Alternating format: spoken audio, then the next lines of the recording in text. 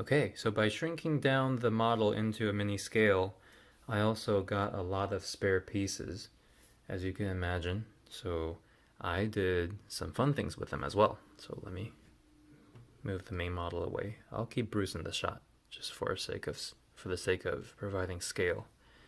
So this is the next thing I made. It's just a cute little worker bot or a repair bot. I named him Vic. It's a reference to uh, the satellite Veronica. I guess that's the code name for the whole Hulkbuster. Um, I just thought, oh well, I don't have all the pieces to make an actual satellite, so I'll just make a little repair bot who also has these long sloped red pieces that kind of harken back to the Veronica satellite. It's just a little robot that looks like a crab that just walks around, and whenever the Hulkbuster has need of repairing, he just jumps up and repairs him.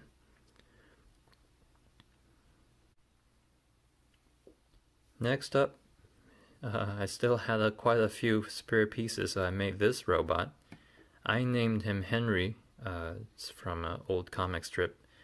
He doesn't really look like Henry. I just at the time thought it made sense. But anyway, the name stuck since then. I got I got some of the arm pieces and the leg pieces, and I put them together to form these really long and beefy arms. If you look at them, compared to the scale of the robot, the arms are just very very large and very powerful. He's got these fingers as well, and he's kind of a general worker bot and a fighter bot. Naturally, with his strong arms, he can really put up a fight. But at the same time, he's a friendly guy. I gave him a little hat. Looks like a little beret.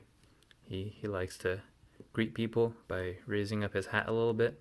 His head moves up and down. He has a single eye.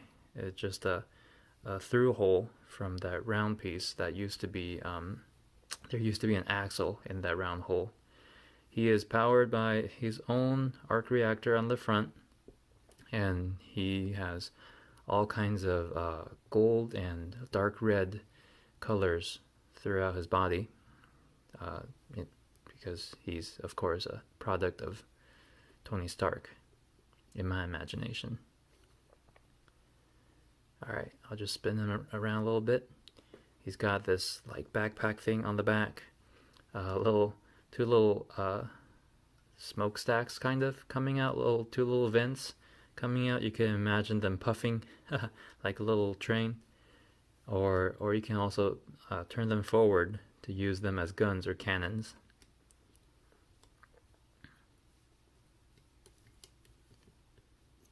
The head can move all the way up.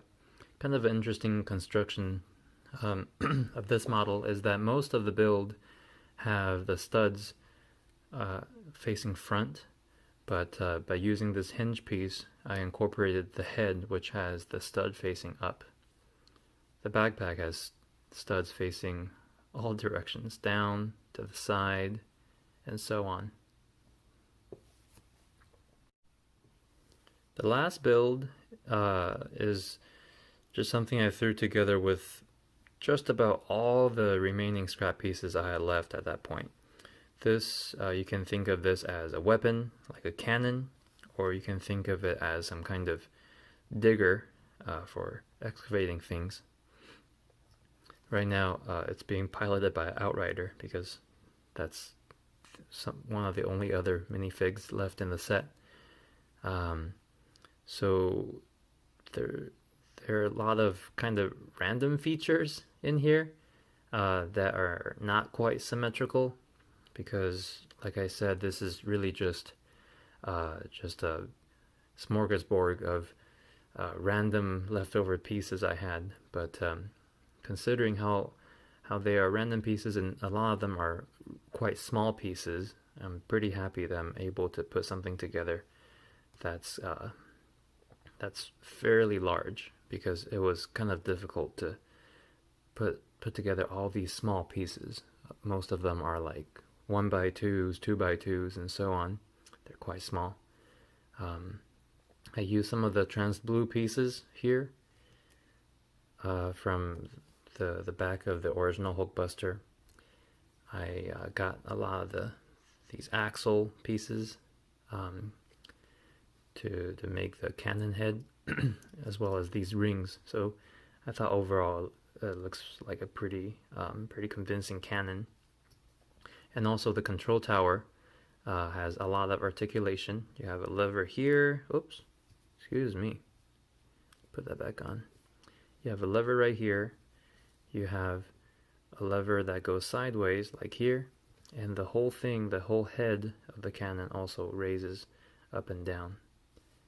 So right now it's piloted by Outrider. We can say he stole it from Stark Industries, or somehow the Dark Order pieced it together from the scraps of Stark Industries.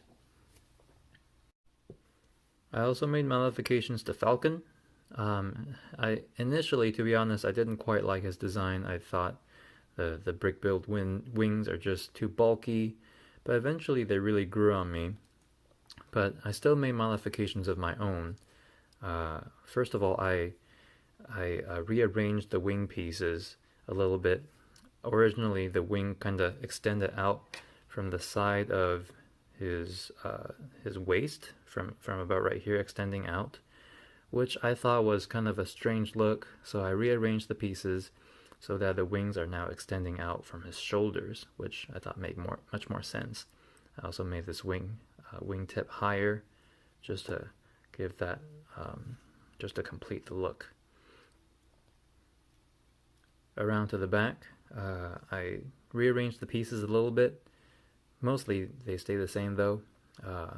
This is, of course, Red Wing. I flipped the wings of the Red Wing around. As you can see, they're upside down from what they were before, so that it would mesh better with this slope right here. It wouldn't bump into it as much. The jet pieces used to be right up close to his body. After my rearrangement, I pulled them further out to the back. That way it actually helps him stand a little bit more stable. And you can place the wing just about any way you want, and he wouldn't fall over very easily. You can see it's pretty stable. By raising the wings a little bit, it also brings them to the right height to cover Sam Wilson's face if he ever needed to use the wings to protect himself.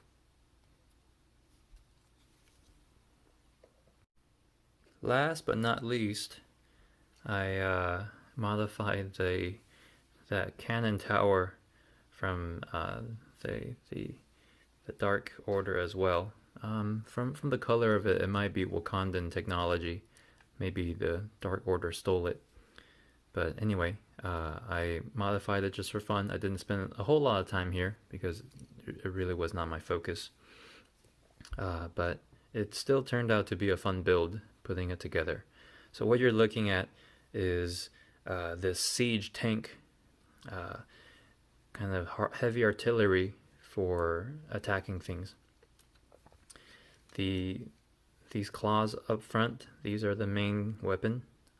They are a cannon, and there's this thrasher on the front that you can drive over enemy vehicle or even infantry to crush them up with this grinder.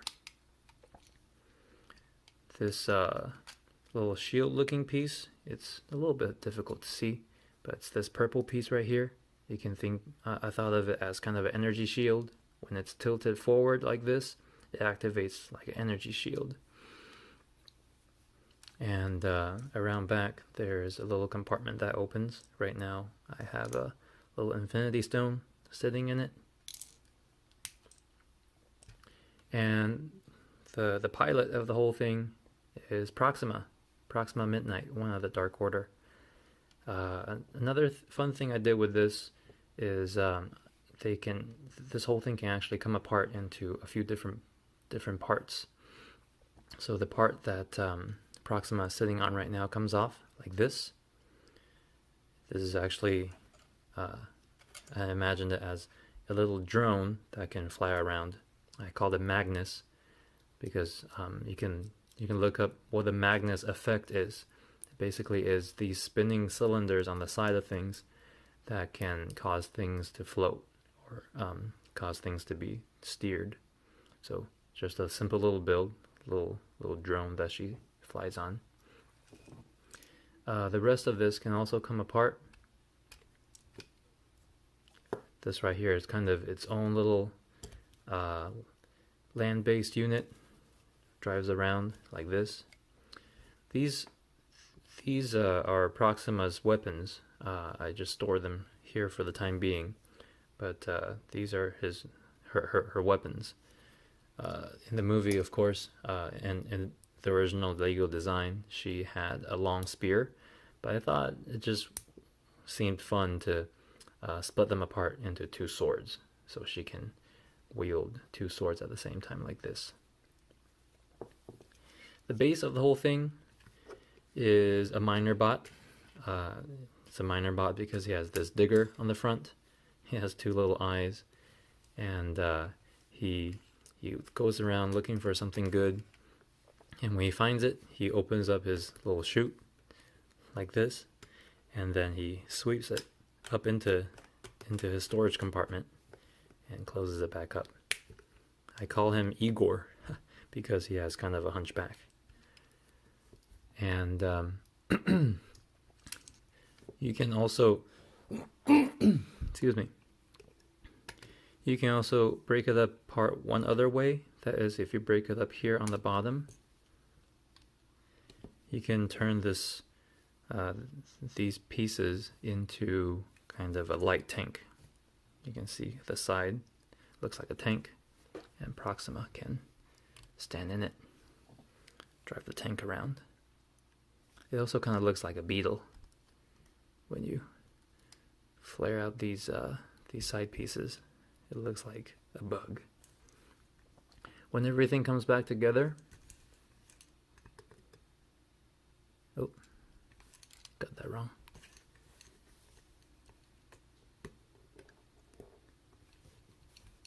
You can put everything back together